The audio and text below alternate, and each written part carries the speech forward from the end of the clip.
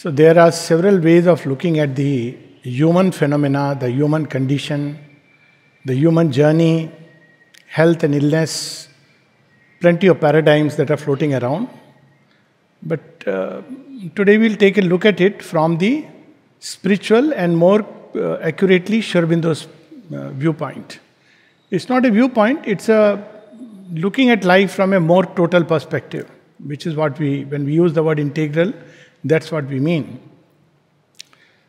So how do we look at it? This human journey is a very fascinating journey, very difficult, challenging journey. And we are born with a certain number of possibilities, certain things which are already developed to an extent and others which are yet to develop, yet to emerge. And we are given the gift of a basic order, unless there is a genetic problem or a hereditary defect. But by and large, a child is born and it's given a basic capacity to meet the immediate challenges, and there is a kind of order and harmony within the body. But as the child develops, life offers or meets us like a jigsaw puzzle. So it's not just a puzzle which is given to us in the school, but puzzle. And this puzzle, just like the ordinary puzzles which are given to us, the level of challenges keep on increasing as we navigate through them. Now here comes the capacities of the body, these challenges which come to life. People very often are frightened, they start blaming karma, God knows, it's so easy to blame people. But basically if we take a close look, these are challenges given for us to evolve. So basically we are on an evolutionary journey. And each crisis is a doorway to evolve or to collapse. So they are the various challenges which come to us in the form of things from outside and the adaptation that has to come from within.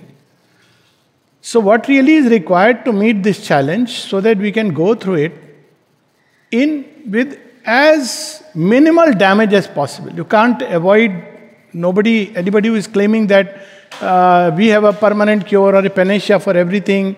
To start with, is a hoax, because human body is imperfect, human beings are imperfect, and to have a panacea at this stage of imperfection will be to fix his imperfection forever. So that's what we are just discussing, that now we have those more and more artificially conditioned spaces and then artificial mobile air conditioner, etc. So this is how artificially we have tried to take the challenge of life. And in this process, we shrink more and more because there is fear. We are not really adapting. We are taking the challenge rather as something which is frightening, a monster, and we try to shrink more and more. And the result is what we see today. Every technological advancement becomes a kind of biological amputation. On the other hand, life at some point grew very organically. There were challenges and the body brought out its own resources, resistance. It faced the challenge, went through its own set of ups and downs, and eventually when it succeeded, it was something very beautiful. When we go into the account of the ages past, we sometimes hear people lived for 175 years. That was the age of Bhishma during, in the Mahabharata war when he left his body. Krishna was 108 when he was fighting the war. Arjun was 70. And this, I'm stating it not just on one account, but on different accounts. So how did they maintain this kind of state? Partly because they took the challenge. Instead of shrinking or running away, they believed that the body itself can develop, adapt to these challenges. No challenge is given to us which is more than our capacity to adapt to it. And then there is the grace, of course. But because of an artificial way of so-called meeting the challenge, not evolving, rather than conserving ourselves, preserving ourselves, surviving, slowly we see that the vitality of the race begins to diminish more and more. And the more hospitals and doctors we have, the less we have the natural immunity. And all this I'm sure many of us can relate with. I've grown up myself in a village environment, and I know very well what it means to even drink water from an open well, to live without the air conditioner. And life had its own set of beauty. And so first thing we need is the ability to adapt, which is what we have lost. So where does this ability to adapt come from? Ability to adapt comes when we live life, let's say, like a river. So what does the river do? How does the river adapt? So river has to know two things. This is what I feel all of us in the human journey of life must know these two things. What is our origin and where are we to go? If we know these two things, we'll be able to navigate through any and every challenge, physical, emotional, psychological, spiritual. And interestingly, as we define these two things, so is our life cabined into something small or vast. If I say my origin is my parents, my life is centered around small little mohalla, my little family and its needs. And my goal, if I say my goal is to, create just wealth and make a name for myself in the society, then I am leading a very small life. But if I say my origin is the divine, now this is something I found very fascinating in Indian scripture. Whenever you read a Purana, it starts with, though it's a Purana dedicated to a god, it speaks about lineage of kings, but it starts from the creation itself. So why does it start from the creation itself? Somebody may say, what do I have to do with creation? Well, I have to do with creation because based on the Creator, my existence is. It is something of the Creator that flows in me. It is there in every element of creation. So when we look at life like that, when we connect to its origin, to the Creator, then life assumes a very different meaning. We are empowered to a much greater degree than if I say I belong to my parents, I belong to my society, I belong to my village. True empowerment is when I say I belong to the Creator. And Creator is in everything, everywhere. I use the word power of one, not the power of zero, power of one. Power of one is that we know that there is the one source everywhere in everything. It helps us to adapt amazingly to all the different situations of life. I could go on, have a whole workshop on this. How we can adapt just by remembering this one little thought. And just to make it short, I would remind ourselves of the story of Prahlad and Hiranyakashipu. So Hiranyakashipu is the prototype of the today's modern scientist who is trying to master the various conditions because of which we may die. So he has taken a seemingly impossible boon, neither this nor that, nor weapon nor this, everything he has apparently in his checklist. Taken corona vaccine, yes. Taken hepatitis B vaccine, yes. Cholesterol test, yes. All the tests, he has done all that. And the impossible, he seems that now I am invulnerable, and yet death finds its way. This one approach to life. Prahlad does nothing of that kind. Prahlad is his own child, and it's very interesting. The child of the ego is the soul in man. Ultimately it emerges. And Prahlad simply knows the power of one. He says, Dad, I know you are my dad and so I respect you, but you are aggrandizing yourself in believing that you have mastered everything. And eventually, because Prahlad knows himself as a child of the one divine reality, he escapes through everything. It's a very fascinating tale with many asides. I'm not going into it. And this is what we see, an Indic approach where we adapt because we are aware of the origin. And secondly, because we are aware of the goal. If my goal is small and narrow, I'll be full of fear. If my goal is vast, a long-term project, often people ask this, oh, this happened to you in this department, this happened to you with this person. So I say, well, they are nobody but except the events I meet on the journey. There's a very beautiful passage from Aurobindo Society I would love to quote. One of the many favorite passages where he says, O king, that the events that meet thee on the road, though they smite thy body and soul with joy and grief, are not thy fate. They touch thee awhile and pass. Even death can cut not thy spirit's walk. The road, the goal thou choosest are thy fate. And therefore we have in India the idea of rebirth.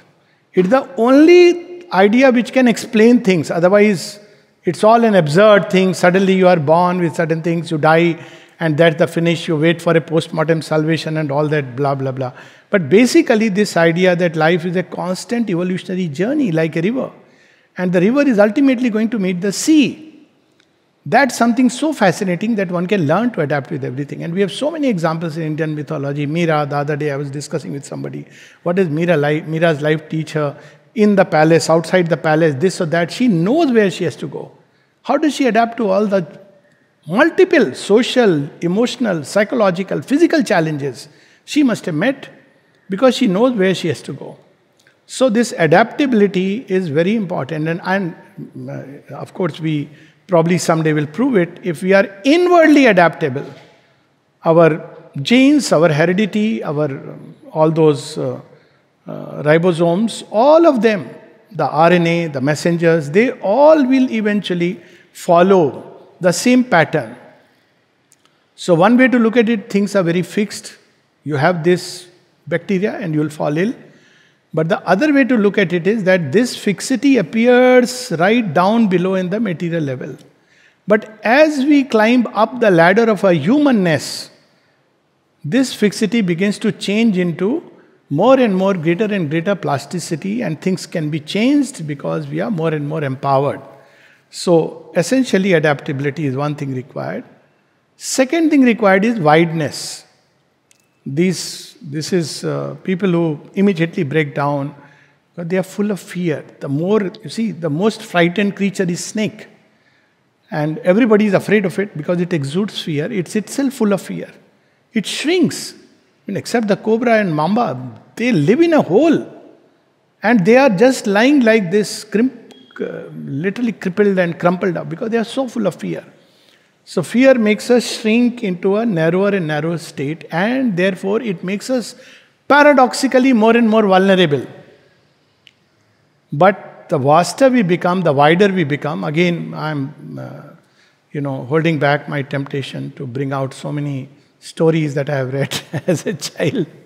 The wider we become, the more we are able to take on the challenge of life. And just one, because the serial is going on. Srimad Ramayana, and the well-known incident that Sursa comes as a challenge to Hanuman. And as Sursa increases in size, Hanuman also increases the size. Jo Sursa badan badhava, tas doon kapi roop dikhava. The question I want to ask. Talk of the fixity.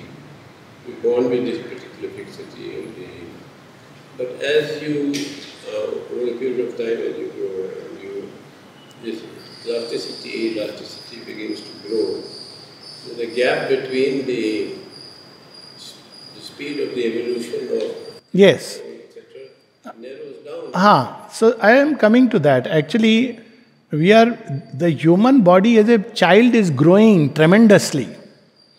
And why does it grow? Because it has this urge to progress. Where does it get it from? It looks at the adults. So first is physical progress. I must step into my father's shoe. It's a different story that when he steps, he realizes, my God, what a shoe it was. But he wants to grow. He looks at people around who can do things which the child cannot do. So this thirst for progress, as you have beautifully said, it's there inbuilt within the child. But what happens? We have fixed the limit of the progress.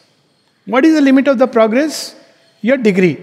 MBBS, MD, Munna Bhai, and all those things. You are very happy that I have arrived. This feeling that I have arrived because I have a degree and a job is one of the most disastrous doctrines that are being given to children. I have a degree. Now the child has nothing to look forward to. He is now flattened, my family, and that's it. Whereas when you have a constant looking forward for something new, even at old age, so-called old age, there are lives beyond. There is still something to do. Oh, maybe I can realize the divine at the last moment of my life. Just look at the vastness of the landscape that opens. Then plasticity will automatically come. But the only problem there, as you rightly point out, is that can the body also move with that plasticity? Now that is the ultimate problem. So, but first what we can do is our psychological being, our emotional being, like for instance, somebody who wants to progress. Every little difficulty, every little pain, every little suffering becomes a means to, a step board to jump further. Because my goal is not this person's happiness or my happiness, or even if it's taken away, my progress, where I have to go, that can give me a leap board. So that's where, now coming back to the story, Hanuman knows where I have to go. I'm in search of that divine mother. So what does he do? When Sursa and both of them are, expanded to a limit, then he doesn't say, oh, this is my promise. Look at the plasticity of Hanuman. Acha. He becomes like his tiny little creature, enters and comes out, says, see, I promised you and I have kept my promise. Hanuman is not trying to prove a point. He is not there to show that, look, I am going to take you by the fist. He says, look here, you are not my goal. Every time he says that you are not my goal is elsewhere. If you help me in the goal, fine. If you don't help me in the goal, if you create an impossible obstruction, then I am going to remove you. So this strength that comes to us from the goal, I think one of the biggest problem of today is that we have lessened, limited, narrowed our goals to what extent. Sometimes I feel very, very sorry when I see children have goals like, I want to do this job, that job. How can job be a goal? Okay, why do you want to do a job? I'll earn a lot of money and I'll make a house. I don't want to say more. So, plasticity comes when we have the goal in mind and the urge for progress. And that's what creates also a wideness, because you are willing to explore the whole universe if need be, to find what you are trying to find. Remembrance. Absolutely. Absolutely. When we say remembrance of the mother, yes. Why? Because that's the goal where we have to reach. Now, when we do that, then life becomes beautiful everywhere. We live with the consciousness of the one, and we live with that wideness, plasticity, everything develops. Except for the body is very challenging, because body is where the fixed determinisms of, we can use the word karma, or we can use the way life operates, nature, works maximum, because body has been created to provide a stable base. So a stable base cannot be fluid.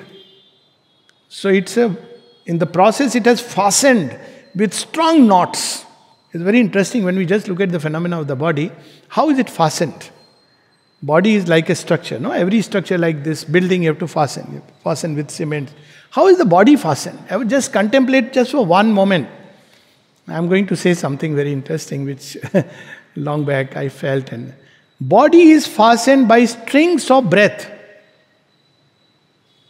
Stop it for 5 minutes and entire thing will begin to crumble. Just think about it. Body is fastened by strings of breath. And then the fastening or rigid structures are reinforced by strings of attachment. So that body becomes more and more, it becomes so badly tied up. Nature wants it because it wants a stable base.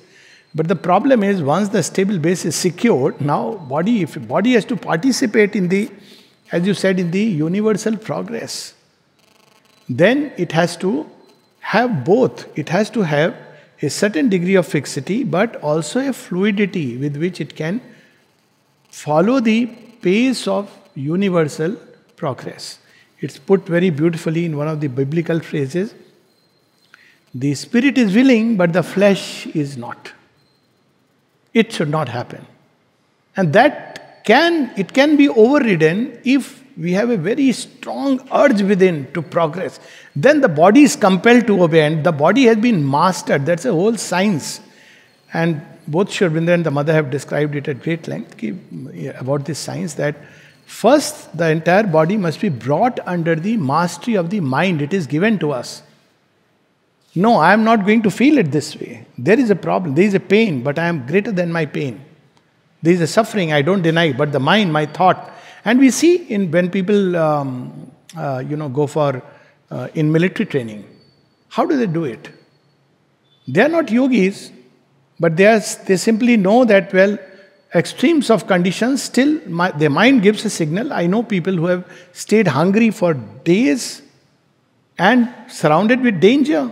Real life stories, commando training, and yet they are able to master. So, First step is to bring the body under the mastery of the mind. Because in human beings right now, before we talk about soul and spirit, mana prana sharira neta. Mind is the leader. We have not even right now evolved to a point, majority of us, that the body can be mastered by the mind. More often than not, mind is mastered by the body.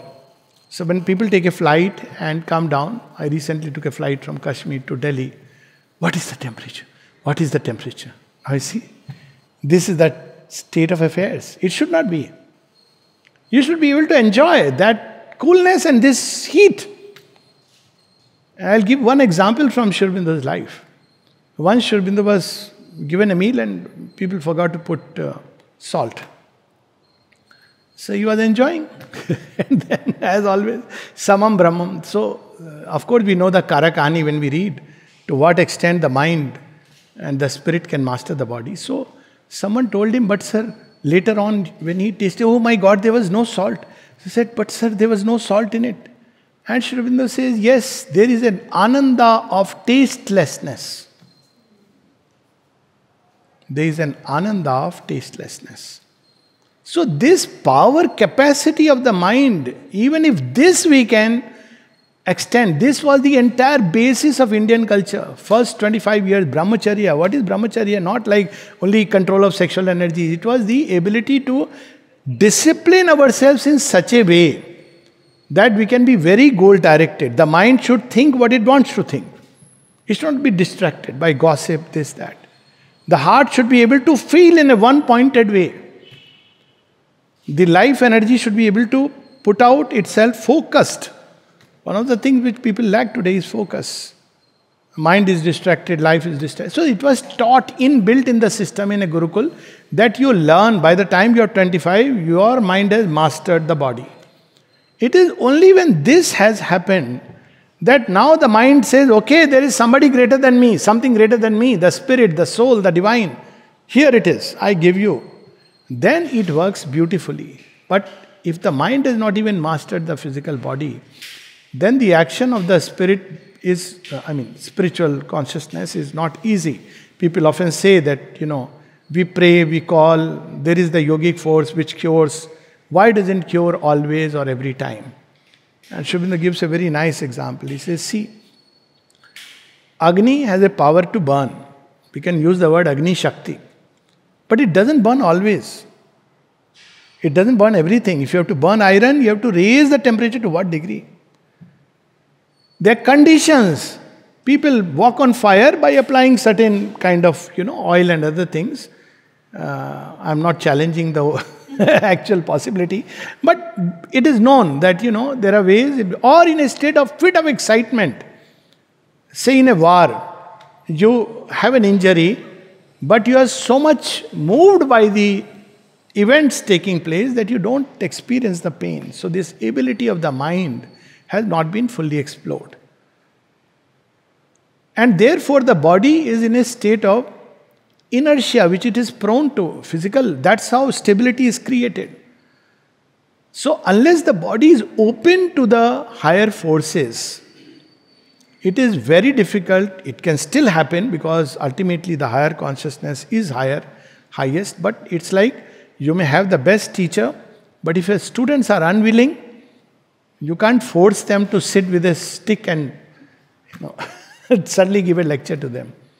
So that's the challenge. That's why in the ashram we have no meditation hall, technically, but we have the playground and the physical education. Mother says, she said, well, I'll do everything, but your body has to become receptive and open. So physical culture which is coming up today in a big way is one of the means by which the body can open to the divine consciousness, to the divine energy. Very clearly. And that's why it is important. Now people don't want to engage in it. So when you fall sick, if you can do nothing, pop up pills. That's a different thing. There's no magic. But if you really want a proper cure, then we have to take all this in a single continuum. Our thoughts impact the body, our feelings impact the body, higher states of consciousness impact the body, but they have to be receptive. So how do we make it receptive? This what the goal should be clear, wideness, plasticity. The wider we are, the more receptive we are. Last question. She has said somewhere that the last breath you must work for me. Yes, absolutely. So beautiful. Yes. You're constantly trying your body to become more plastic. Yes, and it may mean two things. I know somebody also told me something very interesting about it. I'm forgetting his name. He was a doctor in GH. He also became, I think he was the first dean of GH or whatever it was that time.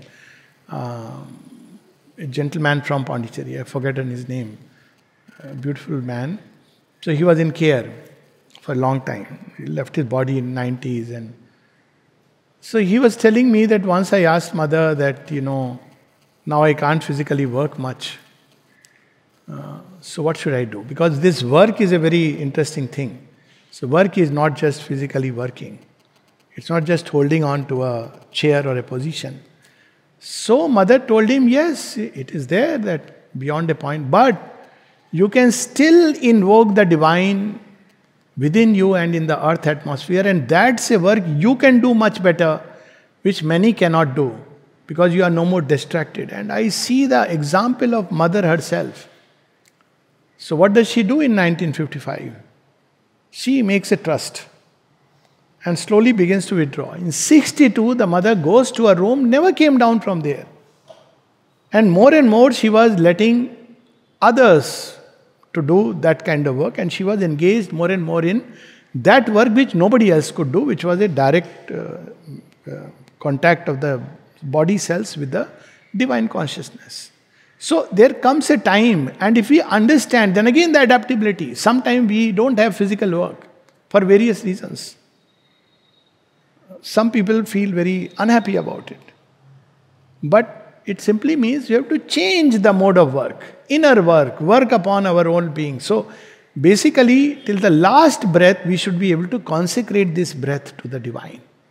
It's very beautiful. I have seen a couple of people, one person departing, I remembered. And who can do it? We have this traditional idea of yogis and all that. I know a person whom probably most of the people would have never heard the name in the ashram setup. So I was brought in touch with him because he had cancer which was spread all over, and I also don't remember the name. Actually, very incognito kind of person. He never became an ashramite, but he was working in the ashram department. He would say, I am mother's child. That's how he worked. So when I went to see him, because people felt because he knows the cancer is spread over, he would be depressed, and so I was involved as a psychiatrist.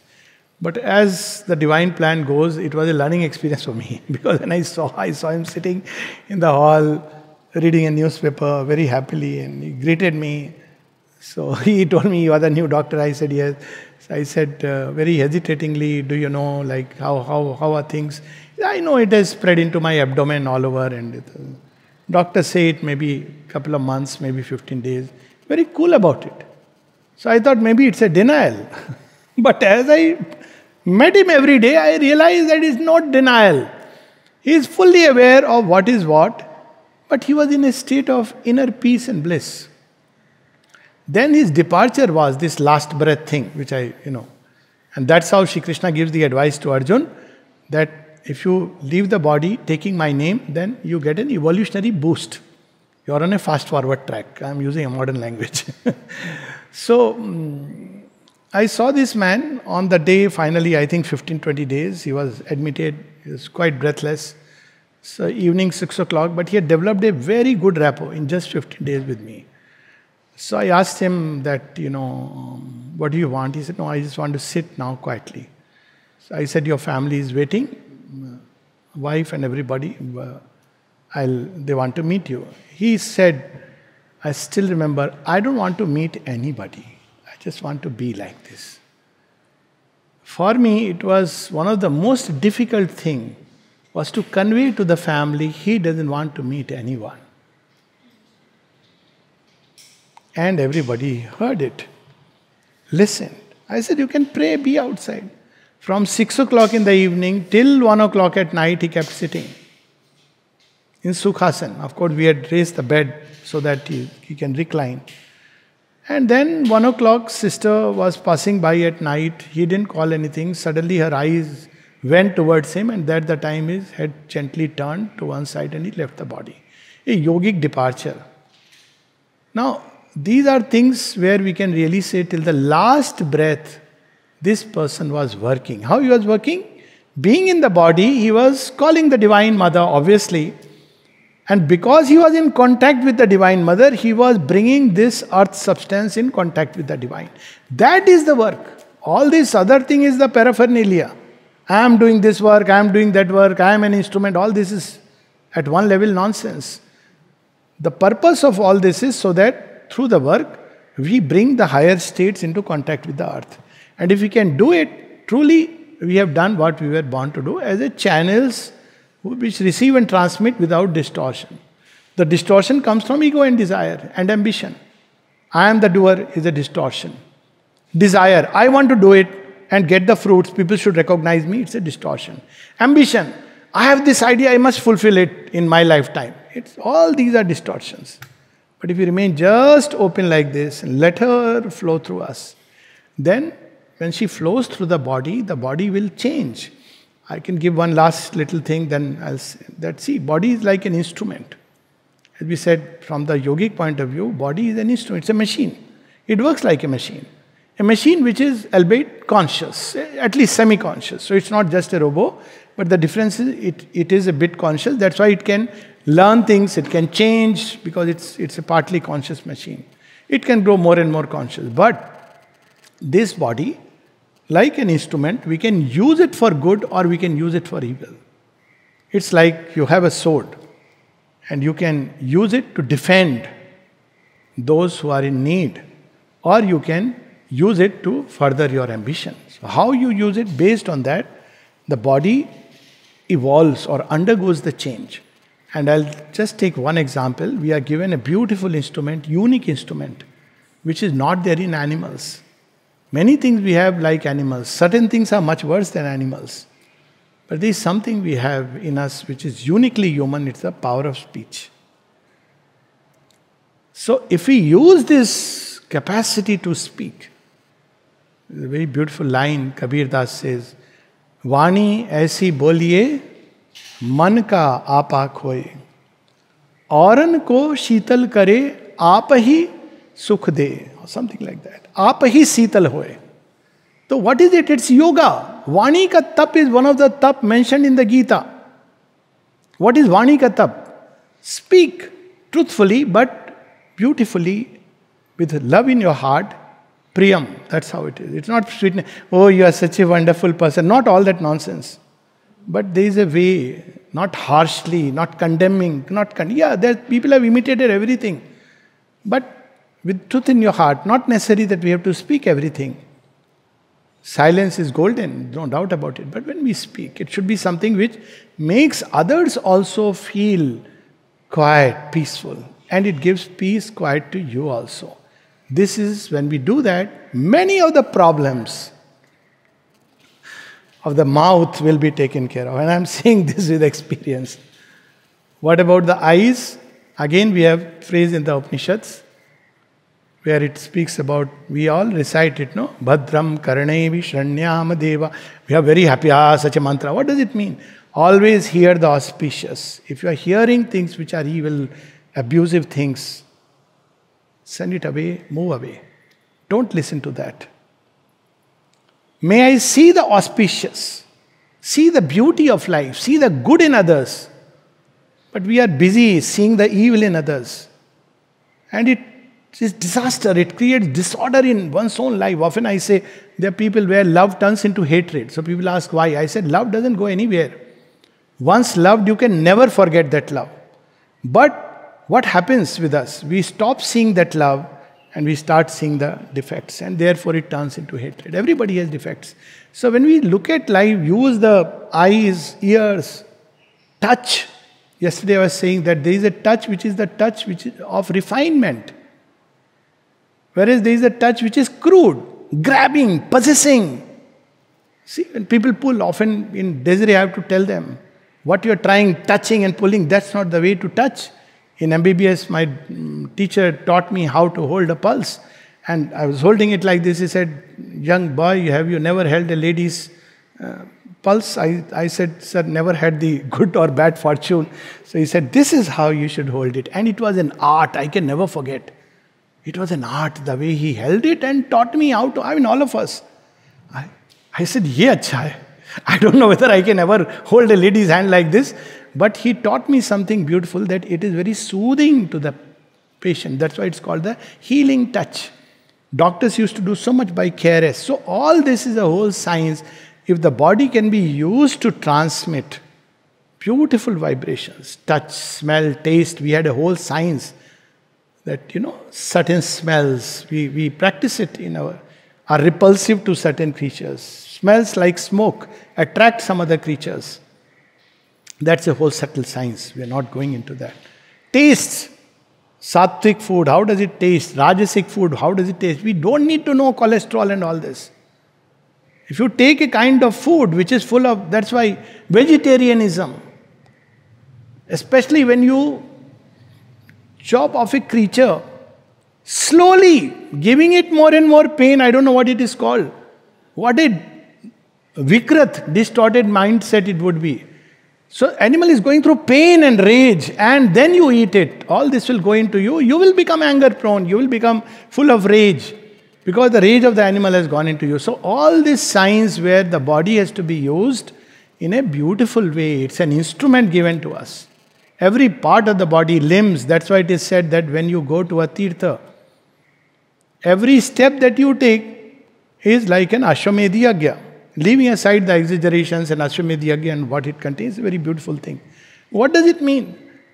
When you start a trip to a place, let's say to Pondicherry, so your meter to the divine starts from the moment you have conceived it and you have started buying the ticket. It's not just when you reach. When you reach is a grand culmination. Every step of the journey, inner journey also, is because it's done with that attitude. So when we walk, when we use the hands, when we use the mouth, all these are instruments given to us in a beautiful way. Then life evolves, we evolve, the body evolves. And that's why we should serve the divine till the last breath. Are there challenges on psychic level also? Life is full of challenges at every level.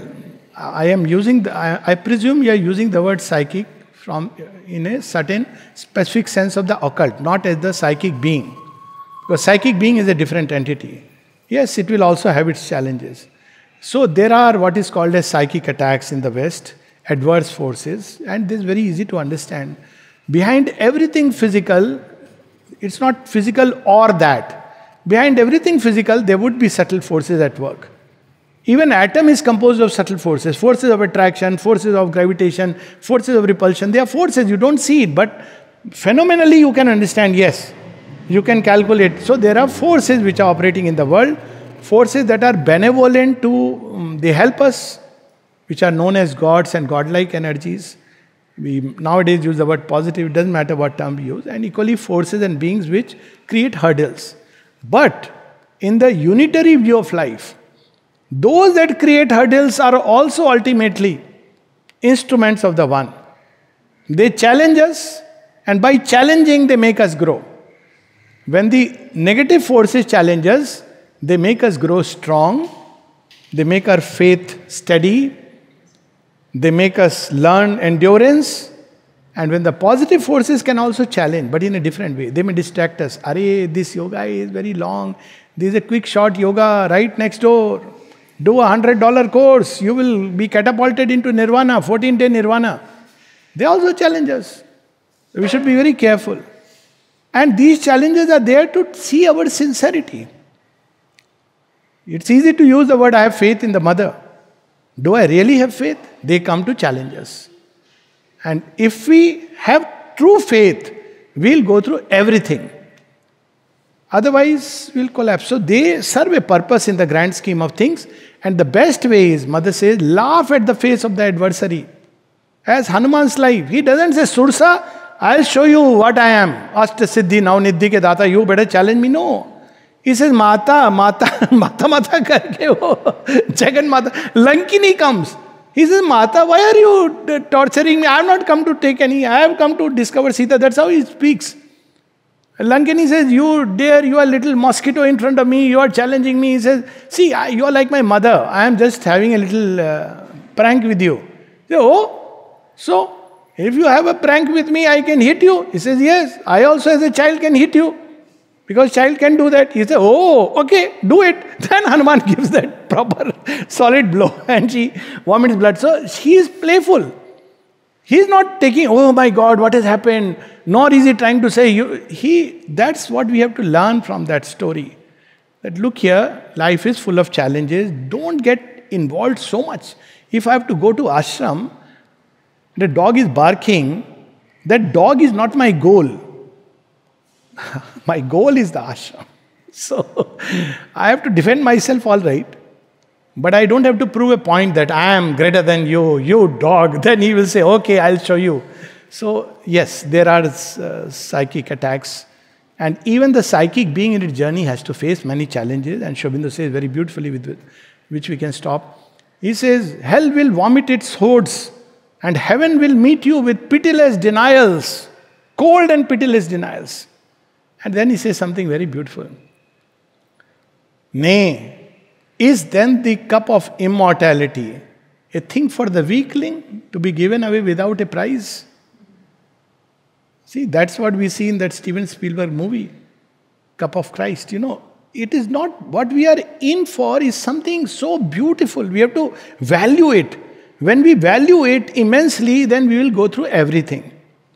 But because we don't value what we are seeking, therefore we, at every step of the challenge, we just start turning away. So challenges come, and why not? We grow through them. The adult soul drinks them like a strengthening wine. That's why a bit of Kshatriya bhav is very important in yoga. If Aurobindo says there are 3 stages of supermanhood, at the end there is the child soul. In the beginning is the camel man who has to just bear the burden of life. But in the middle is the lion man. And you have to go through the stage where you are a warrior who takes the battle within, the battle outside, but he knows the goal and he knows that with him is Narayana, with the Nar. And he knows he is fulfilling Narayana's purpose, not his own. And these warrior souls then graduate into where, the psychic being, where like Prahlad, like a child, you are sitting beautifully on the head of Kaliya. Kaliya is the life as it is today. Okay, thank you so much.